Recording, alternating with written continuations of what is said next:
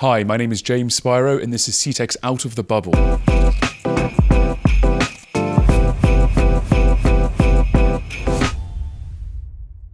We're in Nazareth today at the Amdocs office, and I'm joined with Lara Musalam, a graduate from the Unistream Association. Lara, hi. Hi, James. How are you? Good. Thank you for taking the time. Talk to me a bit about the Unistream Association, please.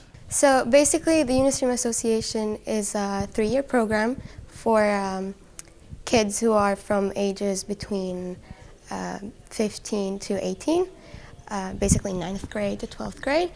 And this program was established 21 years ago by Lara Musalam.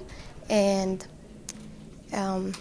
basically, it's a program that brings together different kids from, different youth from all around Israel, from the periphery, from the center of Israel, to just give all the kids an equal opportunity to learn about business, about high tech, and have kind of an entrance to the world at a young age. Okay, thank you. And you started something out of this. Am I right in thinking that? Yes, right. So, my team in Nofa Galil, Nazareth, we started a startup. So basically, what we learned in those 3 years are the basics of starting a startup. First year, we brainstorm a couple of startups, then we develop one, then we develop like a prototype and a business plan, and then we start presenting to different business people, businessmen, businesswomen in the field. And Unistream helps us bring together a lot of different people, a lot of different CEOs that are like Facebook CEO, like current, very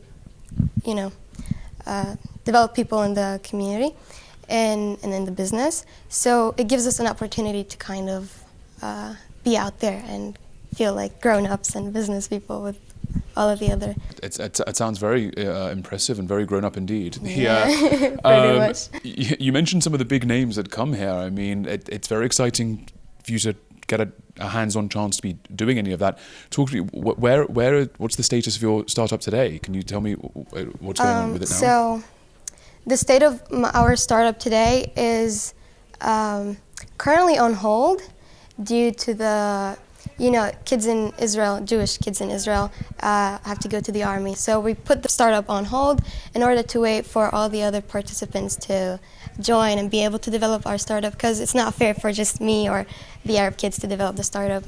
We have mutual respect, and we'll wait for the kids that have to do their duties, and not kids anymore, they're adults, but to do their duties and serve their country and come back. No, that's very noble. So what are your plans in the future? Where do you want to plan to take it? What's the once you resume? Well, obviously we plan to exit, to have more we've made a 3-year business plan. Obviously we can improve that plan now that we know a little more about the business era and whatnot. And we hope to exit and make more products and find a permanent collaborator. I could explain a little about the product if you'd like. Yeah, please. Okay, so it's called Ren. Our company's name is Tigal. The product name is Ren.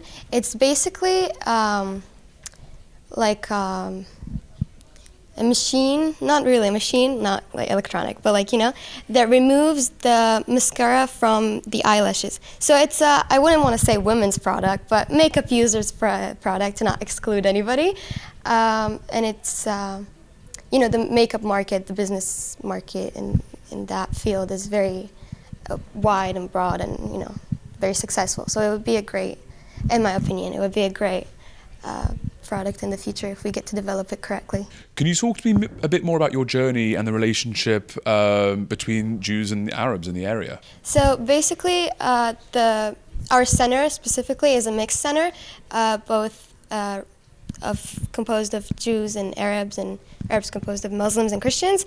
And basically it's that way because our center recruits students from Nazareth schools and schools from Nofa Galil, which is also a mixed city, but the schools in Nazareth are the Arab schools. And basically it's just it's interesting to see how our group is different from other groups and how different people from different cultures and backgrounds bring different ideas to the table. My journey was I like to say interesting. At first, I was a little intimidated from the Jewish community, being an Arab kid myself. I was scared to speak Hebrew. I do learn Hebrew in school, but it's just not the same speaking with someone who is native with the language.